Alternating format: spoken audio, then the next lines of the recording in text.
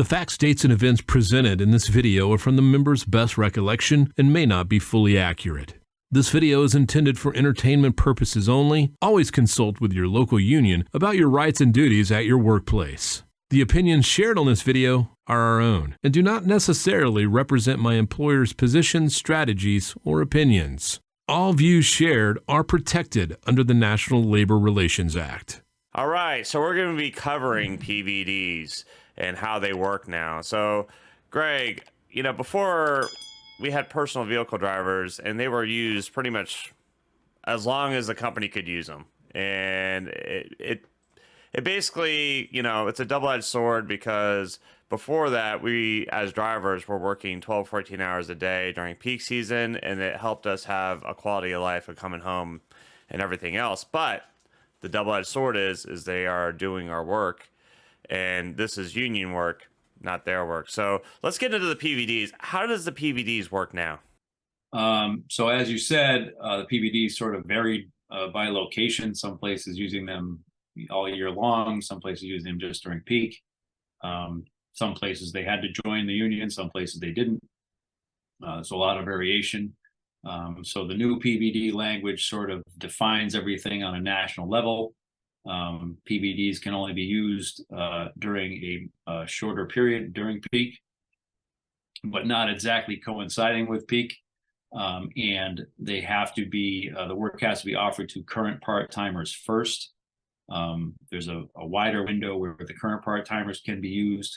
And then there's a smaller window of about 5 weeks where if they need more people, they can hire people off the street. Those folks hired off the street will have to be union if it's required in that area, or they will at least have to be given the opportunity to join and explained how a union works.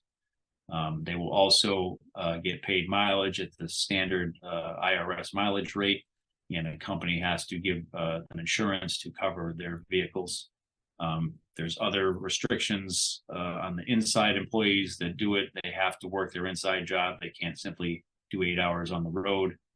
They are guaranteed 8 hours for the day, and they get the starting driver rate or their current inside rate, whichever one is higher while they're doing the job.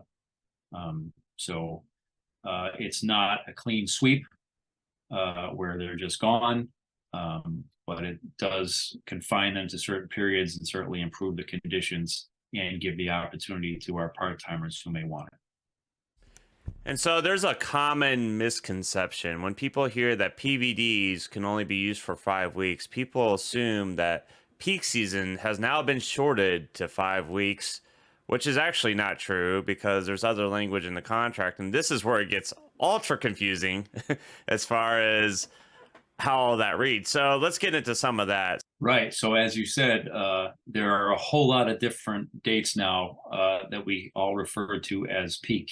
The 9-5 period is November 15th to January 15th, where the 9-5 language doesn't apply.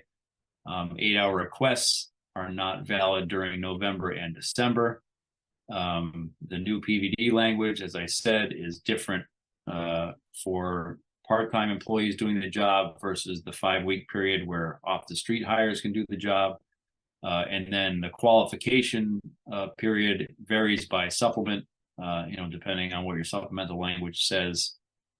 So there's a whole lot of dates. And as with all of this stuff, if somebody says something can or can't happen during peak, I would very much pull out your contract and check, which is what David and I just did. We've been doing this for a long, long time, because it's undoubtedly confusing and there's different dates for everything, and you want to make sure you have the right ones. Yes, it's very confusing. And for those who are listening to this and be like, you can't file 9-5 during this time, you can't file a request, this has always been in there. So just to let you know, this isn't new language. This has always been in there, but it is undoubtedly confusing with all these dates now.